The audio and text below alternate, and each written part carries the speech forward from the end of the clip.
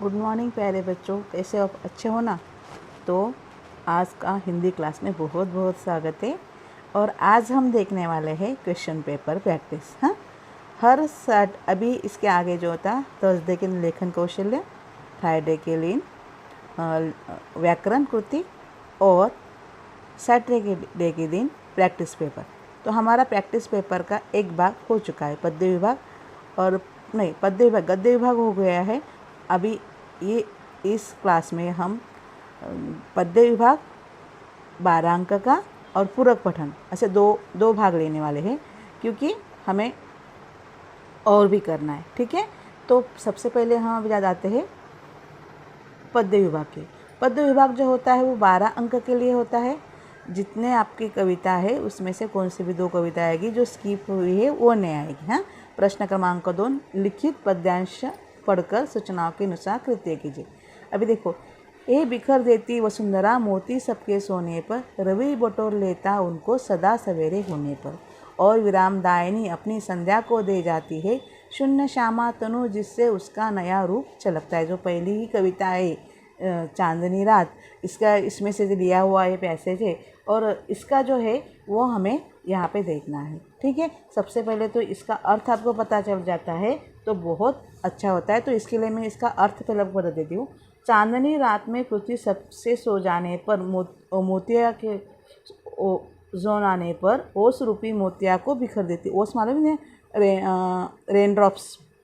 सूर्य हमेशा सुबह होने पर उन मोतियों को अपनी किरणों से बटोर लेता है और अस्त होने से पहले आराम प्रदान करने वाली संध्या को दे जाता है। मतलब सूरज जो होता है उस निकलने के बाद वो जो मोती होती है चांदनी मतलब स्टार के रूप में वो संध्या को मतलब शाम को दे जाता है। मानव आकाश में सांवला शरीर देकर वह अपना नया सा रूप झलका जाता है। उसके बाद देखो वहाँ पे ये सब इसका अर्थ है। अभी ये अर्थ होने के बाद पहले सबसे पहले आपको क्या करना है, पढ़ना है। और अभी जो है आपको सब लिखना है। हाँ, पंक्तियाँ तो छोटी ज़्यादा नहीं है, थोड़ी सी, तो इसमें लिखने में तकलीफ नहीं होगी। ठीक है, क्योंकि आप अगर सिर्फ आंसर लिखते हैं, क्वेश्चन नहीं लिखते, तो आपको ये किसका है ये समझेगा नहीं। सबसे पहले जरूरी, जब आप एग्ज़ाम टाइम में पढ़ने जाओगे तो आपको वो समझ में नहीं आएगा। इसके लिए आपको सब लिखना है। उसके बाद जो होता है वो हम देखते हैं उसके प्रश्न उत्तर। पहला जो होता है आकलन कृति होती है। देखो आकलन कृति, तारों को उदित और अस्त होने के बारे में कल्पना। सूर्य द्वारा मोतिया को बटोर लिया जाना, पृथ्वी द्वारा मोती चित्राया जाना, मोतियों से संध्या का रूप झलकता है और सूर्य का संध्या को मोतिया दे जाना, ये सब उसमें है। हाँ, तो ये हुआ उसका। उसके बाद जो है ये 2 अंक के लिए। और दूसरा क्वेश्चन जो है निम्नलिखित शब्दों के लिंग पहचान कर लिखिए। आकृति जो है वो आपको आकृति एग्जाम में भी निकालनी है, या तो आपको सब लिखना है नोटबुक में। क्योंकि अगर एक नोटबुक में एक पेपर भी आप अच्छे से सॉल्व करते हो तो इसका फ़ायदा आपको आपके पेपर में होगा। किस तरह से लिखना है, इस तरह से देखो। निम्नलिखित शब्दों के लिंग पहचान कर लिखिए। वसुंधरा ये स्त्रीलिंगी है, संध्या स्त्रीलिंगी है। और लिंग के 2 ही प्रकार है, स्त्रीलिंग और पुल्लिंग। और हिंदी में नपुंसक लिंग है नहीं। इसके लिए हिंदी के वक्त उस बात को सोचना नहीं है। ठीक है, निम्नलिखित शब्दों के विरुद्धार्थी शब्द लिखिए। विरुद्धार्थी मतलब अपोजिट। बटोरना, बिखेरना, बटोरना, नया, पुराना। ठीक है, ये हुआ आपके 4 अंक। और उसके बाद जो है कविता का सरल अर्थ। हाँ, उपयुक्त पद्यांश में 4 पंक्तियों का 25 से 30 शब्दों में सरल अर्थ लिखिए। यहाँ पे देखिए, कवि चांद तारों की तुलना मोतियों से करते हुए कहते हैं कि जब सब लोग सो जाते हैं तो पृथ्वी आकाश में चांद तारों के रूप में मोती बिखर देता है। जब सवेरा होता है तो ऐसा लगता है जैसे सूर्य इन मोतियों को हमेशा बटोर ले जाता है। अर्थात सुबह उजाला हो जाने पर आकाश में चांद तारे लुप्त हो जाते हैं। ये देखो, जैसे सुबह होती है फिर शाम होती है, शाम होती है फिर सुबह होती है, लेकिन इसको तुलना उसने स्टार को साथ किया है। इसके लिए मोतिया उनको कहा गया है, इसके लिए कवि उसके बारे में बोल रहा है। ये हुआ आपका पहला प्रश्न क्रमांक 2 का और आपको सरल अर्थ लिखना है, पूरा का पूरा लिखना है। प्रश्न भी लिखना है नोटबुक में, लेकिन एग्जाम में सिर्फ सरल अर्थ लिख लेंगे और उसका आंसर भी लिखेंगे तो भी चलता है, ठीक है। उसके बाद जो है प्रश्न क्रमांक ओ का हुआ आ, मतलब वो भी पद्यांश है। कितने अंक के लिए? 6 अंक के लिए। दोनों के लिए 6 6 12 अंक हुए। देखो पद्यांश पढ़कर सूचनाओं के अनुसार कृतियाँ कीजिए। अभी दूसरे जो पद्यांश है वो है, देखो निर्माणों के पावन युग में। किस निर्माणों के पावन युग में लास्ट जो हमारी पोएम है उसके बारे में है, ठीक है। निर्माणों के पावन युग। सबसे पहले क्या करेंगे, ये कविता हमें अच्छे से पढ़ लेनी है। देखिए पढ़ने के बाद वो आपको समझ में आएगा कि आप किस तरह से वो लिख सकते हैं, ठीक है। तो अभी हम पहले पढ़ेंगे, फिर वो उसके क्वेश्चन आंसर जो है वो हम सॉल्व करेंगे। तो सबसे पहले हम पढ़ते हैं, निर्माणों के पावन युग में चरित्र निर्माण न भूले, स्वार्थ साधना की आंधी में वसुधा का कल्याण न होने।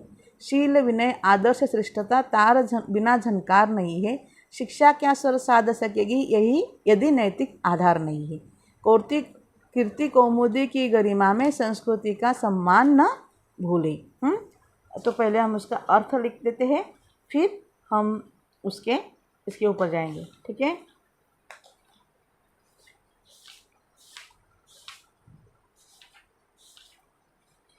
हाँ देखिए क्या है, निर्माणों के पावन युग में, मतलब निर्माणों के जो पावन युग हमें निर्माण करना है उसमें हमें चरित्र को नहीं, अपने अच्छे आचरण को भूलना नहीं है।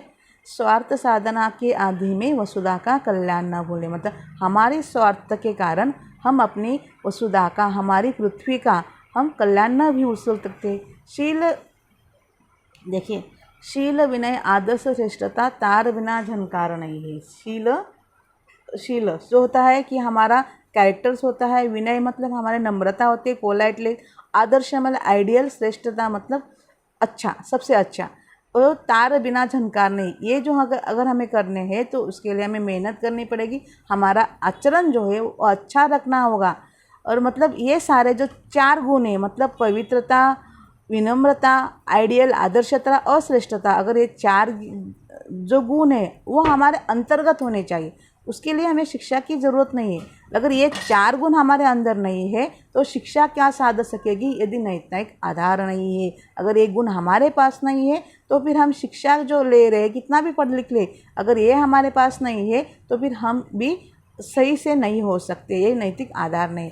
कीर्ति कौमुदी की गरिमा में संस्कृति का सम्मान न भूले। हम कितना भी फेमस है, कितना भी पैसे में कमा ले, पैसा कमा ले, लेकिन अगर संस्कृति हम सम्मान भूल सकेंगे तो उसको कोई अर्थ नहीं है। तो सबसे पहले हमारी जो संस्कृति है, हमारे बड़ों का आदर है, रिस्पेक्ट है, और हमारे जो आचरण है वो अच्छा होना चाहिए, यही कविता हमें सिखाती है। हमने तो अर्थ भी देख लिया। अभी इसका जो है कृतियाँ कीजिए। आकलन कृति जो होगी उसको 2 अंक रहेंगे, क्योंकि कविता के 2 अंक आकलन कृति, 2 अंक व्याकरण कृति। कभी कभी आकलन कृति ही होती है, हाँ, मतलब कंपलसरी नहीं कि वहाँ पे व्याकरण कृति शब्द संपदा ही होगी। कभी कभी व्याकरण कृति न देते हुए आकलन कृति भी देते हैं। यहाँ पे देखो पद्यांश पढ़कर सूचनाओं के अनुसार कृतियाँ कीजिए। आकलन कृति सूचना के अनुसार कृतियाँ कीजिए। देखो इनसे प्राप्त होती है जीवन रूपी तार्क को झनकार। और एक कृतियाँ है, मतलब क्या आकृति है, इसके लिए उसको आपको प्रश्न और उत्तर दोनों लिखने के। शील विनय आदर्श श्रेष्ठता पहले लाइन में 1 अंक के लिए। निम्नलिखित, दूसरा क्वेश्चन जो है, निम्नलिखित कथन सत्य है या असत्य लिखिए, इसमें 1 अंक है। नैतिक आधार के बिना शिक्षा व्यर्थ है, सत्य है। शील विनय आदर्श श्रेष्ठता चरित्र निर्माण के साधन नहीं है, हाँ, तो ये असत्य है। पहले इसमें क्या कहा था, वो आपने देखा कि अगर शील विनय आदर्श श्रेष्ठता ये नहीं होगा तो हम शिक्षा भी साध नहीं सकेंगे, हमारा नैतिक आधार। इसके लिए जो है असत्य है, ठीक है। अभी ये हमने देखा आकलन कृति हुई, उसके बाद आकलन कृति 2 अंक का हुआ, तो आकलन कृति सेकंड। 1 वाक्य में उत्तर लिखिए। पहला क्वेश्चन जो है, हमें कीर्ति कौमुदी की गरिमा में क्या नहीं भूलना चाहिए। हमें कीर्ति कौमुदी की गरिमा में संस्कृति का सम्मान नहीं भूलना चाहिए। ओके, सही शब्द चुनकर वाक्य फिर से लिखिए। तार बिना झनकार श्रृंगार नहीं होता। चार बिना झनकार नहीं है, श्रृंगार नहीं है, तो आपको ये जो शब्द लिख के फिर से वाक्य लिखने एग्जाम में, लेकिन यहाँ तो हमें सब कुछ लिखना है, ठीक है। सिर्फ आप पैसेज ही स्किप कर सकते हैं, इसके पैसेज शॉर्ट में लिख सकते हैं। अभी क्वेश्चन नंबर तीसरा, भावार्थ लिखिए या सरल लिखिए। निम्नलिखित पद्यांश का भावार्थ लिखिए। शील विनय न भूले, मतलब ये लास्ट का जो है, लास्ट का पैसेज जो है उसका पूरा आपको लिखना है। ठीक है, 3 लाइन्स का अर्थ आपको लिखना है। जैसे कि शील विनय आदर्श श्रेष्ठता, तार बिना झनकार नहीं है, शिक्षा क्या सुर साधा सकेगी यदि नैतिक आधार नहीं है, कीर्ति कौमुदी की गरिमा में संस्कृति का सम्मान न भूले। देखो, जिस प्रकार तार के बिना झनकार सुनाई देती नहीं है, जैसे तार बजने से हारमोनियम हो या कोई गिटार हो, उसकी तार हम चढ़ेंगे तभी आवाज़ आती है ना, उसी प्रकार शील विनय आदर्श श्रेष्ठता के बिना मनुष्य का चरित्र उज्जवल नहीं बन सकता। ये जो 4 गुण है, वो क्वालिटी है, वो हमारे अंदर होनी चाहिए। सच्ची शिक्षा वही होती है जिसका आधार नैतिकता हो। क्या हो? नैतिकता हो। मनुष्य को इस बात का ध्यान रखना चाहिए कि उसे यश, ख्याति, प्रसिद्धि रूप उज्जवल चांदनी के गौरव में प्रकाश में अपने संस्कृति का सम्मान करना नहीं भूलना चाहिए। मतलब हमें अगर प्रसिद्धि मिल रही, बहुत सारा पैसा मिल रहा है, लेकिन हमारी संस्कृति जो है, हमारे बड़ों का आदर्श जो है, वो हमेशा हमारे पास होना चाहिए। इस तरह से हमने दूसरे क्वेश्चन का भी आंसर हमने देख लिया। ठीक है, तो अभी जो है पूरक पठन जो है 8 अंक का है, प्रश्न क्रमांक 3। तो पहला देखो, पूरक पठन में कविता भी है और लेसन भी है। तो एक कविता आएगी 4 अंक के लिए और एक लेसन आएगा 4 अंक के लिए। या इस सेमेस्टर में तो 2 ही है, रात का चौकीदार और ए सखी, दोनों के दोनों निश्चित स्वरूप से आएंगे। ठीक है, अभी यहाँ पे देखिए, हम अभी क्या देखेंगे, जो है पाठ्य पुस्तक पृष्ठ क्रमांक 34, जो रात का चौकीदार है, उसका पैसेज हम लिया है। दिसंबर जनवरी की हाड़ कपाती ठंड हो, झमझमा बरसाती वर्षा या उसम भरी गर्मी रातें हो, हर मौसम में रात 12 बजे बाद चौकीदार नाम का ये निरीह प्राणी, मतलब बहुत गरीब प्राणी, सड़क पर लाठी ठोकते, सीटी बजाते, हमें सचेत करते हुए कॉलोनी में रात भर चक्कर लगाते रोज सुनाई पड़ता है। ये लेसन में हमने किया है। हाँ, ठीक है। हर महीने की तरह 1 तारीख को हल्के से गेट बजाकर खड़ा हो जाता है। साहब जी पैसे, कितने पैसे? वो उससे पूछता है। साहब जी 1 रुपये के हिसाब से महीने के 30 रुपये। आपको तो मालूम ही है। अच्छा एक बात बताओ बहादुर, महीने के कितने घरों से पैसे मिल जाते हैं? साहब जी ये पक्का नहीं है, कभी 60 घर से, कभी 50 घर से, 30 त्यौहार पर बाकी घरों से कुछ न कुछ मिल जाता है। इतने में ठीक ठाक गुजारा हो जाता है हमारा। पर कॉलोनी में तो 100, 125, उससे भी अधिक घर है, फिर इतने कम क्यों? तो फिर उनके घर के सामने सीटी बजाकर चौकसी रखते हो या नहीं? उसने पूछा।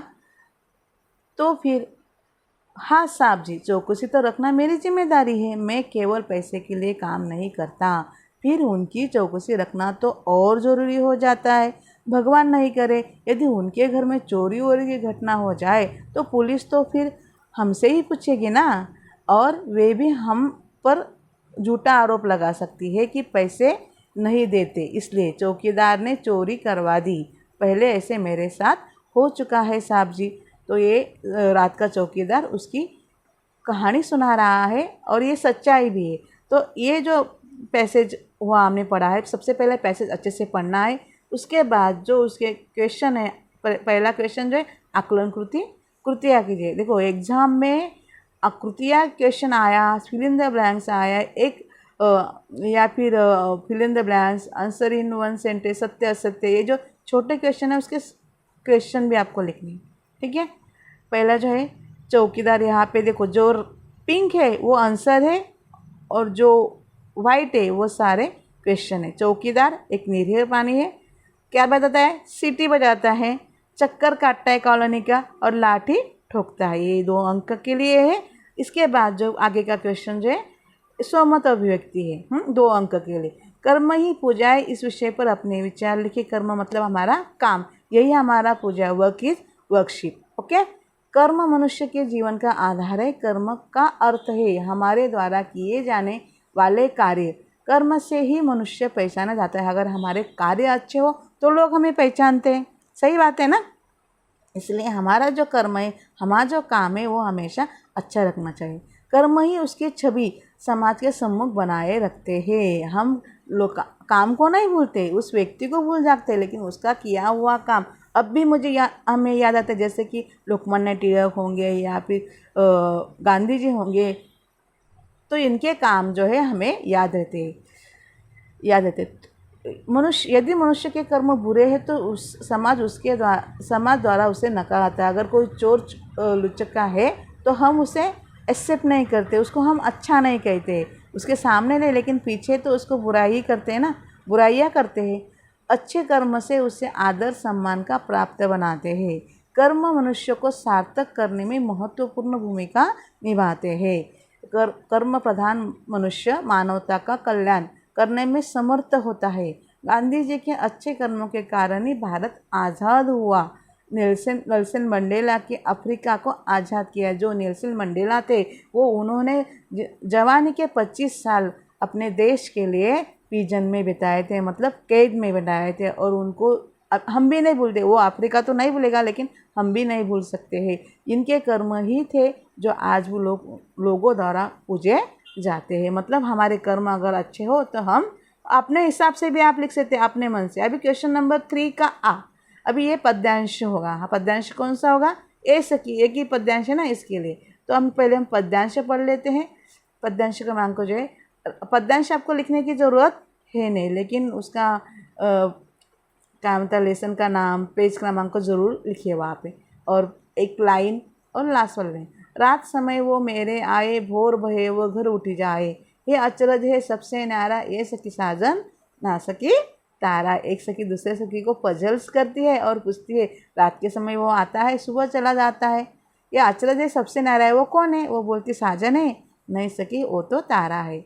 वो आए तब शादी होए, उस दिन दूजा और न कोई, मीठे लागे वाके बोल, ये सखी साजन ना सकी ढोल। अभी कहते हैं कि जब शादी होती है तो वो आ जाता है, उस दिन उसके अलावा किसी को महत्व रहता ही नहीं है। हाँ, तो मीठे लागे, उसके बोल जो है बहुत मीठे लगते हैं। ऐसा कौन है? वो बोलते साजन है? नहीं, वो ढोल जो हम शादी में बजाते हैं। तो इस तरह से ढोल, ये हमने पढ़ने के बाद, उसके बाद जो है पहला क्वेश्चन जो है आकलन कृति। देखो यहाँ पे जो पिंक में है वो जो पिंक में दिए है वो है प्रश्न, और जो वाइट में दिए है वो है आंसर। 2 अंक के लिए 2 कृतियाँ है, तो आकृतियाँ आपको निकालनी है। अभी यहाँ भी, मतलब नोटबुक में भी और क्वेश्चन पेपर में भी। सबसे अनोखा आश्चर्य क्या है? रात के समय वो आता है और भोर होते ही चले जाता है, मतलब सुबह। अभी ढोल की विशेषता क्या है? आते हैं तो शादी होती है, और उसके जो मीठे बोल है वो लगते हैं। ठीक है, तो अभी ये 2 अंक के लिए हो गया। उसके बाद जो है दूसरा क्वेश्चन, सहमत हुए थे।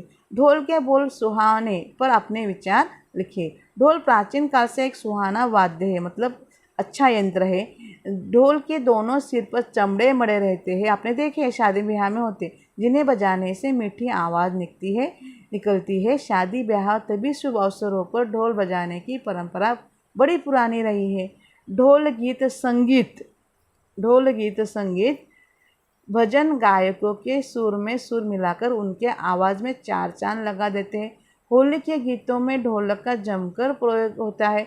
इस ताल वाद्य यंत्रों की श्रेणी में प्रमुख स्थान पर रखा जाता है। मतलब ढोल बहुत इंपॉर्टेंट है। तो ढोल की आपको और कोई विशेषता है वो भी आप बता सकते हैं। तो प्यारे बच्चों, जो हमारा यहाँ इस सेशन में क्वेश्चन नंबर 2 और क्वेश्चन नंबर 3 हो चुका है। ओके, तो हम जो अभी है अगले सेशन में हम व्याकरण कृति देखेंगे, और ये हर सैटरडे अभी फिर से भेजूंगी, और आप वो करना है, लिख लेना है। आपको ये वीडियो ज़रूर देखनी है। अगर देखेंगे तो आपको क्वेश्चन आंसर किस तरह से लिखना है इसका भी मार्गदर्शन हो जाता है, और क्वेश्चन पेपर कृति पत्रिका किस तरह से होगी उसका अंदाज़ा पूरी तरह से आप लगा सकते हैं। और इसके बदले आपको ज़रूर बहुत फ़ायदा होगा, 90-80% फ़ायदा हो सकता है। और बहुत अच्छे से आप पेपर लिख सकते हैं। पेपर लिखने का तरीका आपको समझ में आ सकता है। इसके लिए ये वीडियो ज़रूर देखना है, और मुझे बताना है कि आपको वीडियो अच्छी लगी या नहीं, और मेरे चैनल को सब्सक्राइब भी करना है। ठीक है, तो हम देखते हैं अभी नेक्स्ट सेशन में जाएंगे, अगले नेक्स्ट सेशन में देखेंगे बाकी।